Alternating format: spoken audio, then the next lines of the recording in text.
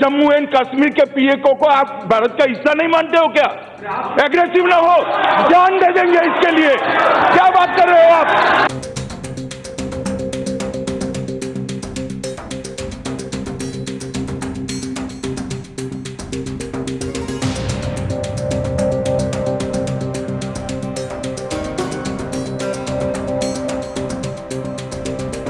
मैं आज फिर से कहना चाहता हूं, पाक ऑक्यूपाई कश्मीर भारत का है, हमारा है और हमसे कोई नहीं छीन।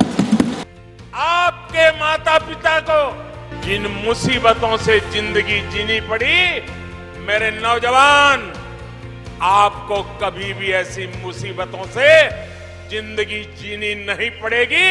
ये मैं करके दिखाऊंगा।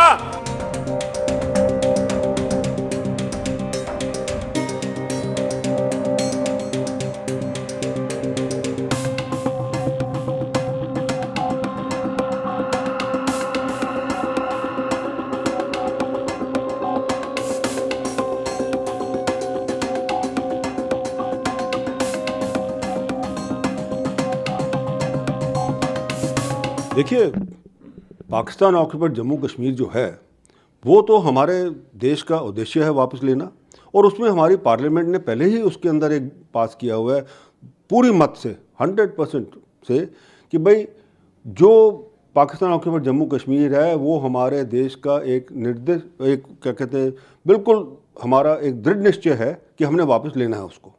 अब कैसे होना है, कब होना है, किस तरह होना है, वो जरा है मोडालिटी उसकी चल रही है। हमारे प्रधानमंत्री जी ने बड़ा एक संकेत दे दिया है, जब आर्टिकल 370 का जो सुप्रीम कोर्ट का एंडोर्समेंट आया, उन्होंने एक्सेप्ट किया कि हाँ, जिस हिसाब से आर्टिकल 370 जो है अबॉरोगेशन की है सरकार ने, बिल्कुल सही की है, उसके अंदर कोई खामी नहीं है, लीगली कोई खामी नहीं है, इसलिए वो परमानेंट हो गया कि अब कोई आर्टिकल 370 नहीं है।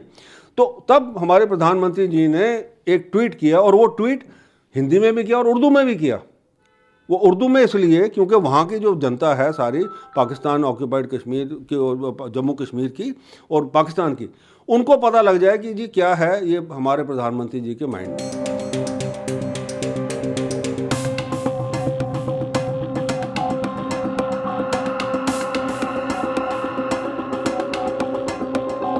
नई जो स्कीम बनी है उसमें जम्मू में पहले 37 सीटें थी, 37 सीटें थी।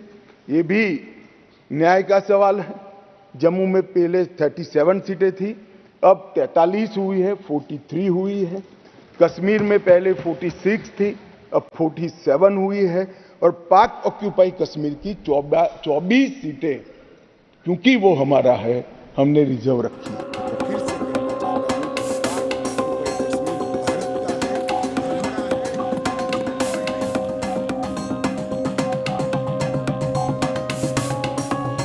और पाक ऑक्यूपाई कश्मीर की 24 सीटों को आरक्षित रखा गया है, क्योंकि हम अभी भी मानते हैं, कोई जिसको जो बोलना है वो बोले, इस सदन में बोला हुआ शब्द इतिहास बनता है। मैं आज फिर से कहना चाहता हूं, पाक ऑक्यूपाई कश्मीर भारत का है, हमारा है और हमसे कोई नहीं छीन।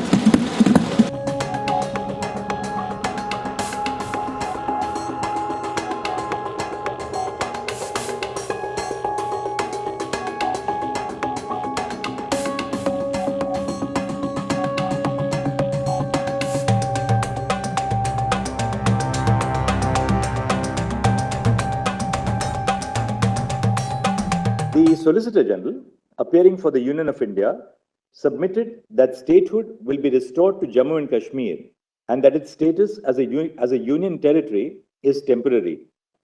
The Solicitor General submitted that the status of the union territory of Ladakh will not be affected by the restoration of statehood to Jammu and Kashmir. We direct that steps shall be taken by the Election Commission of India to conduct elections to the Legislative Assembly of Jammu and Kashmir, constituted under Section 14 of the Reorganization Act by 30 September 2024.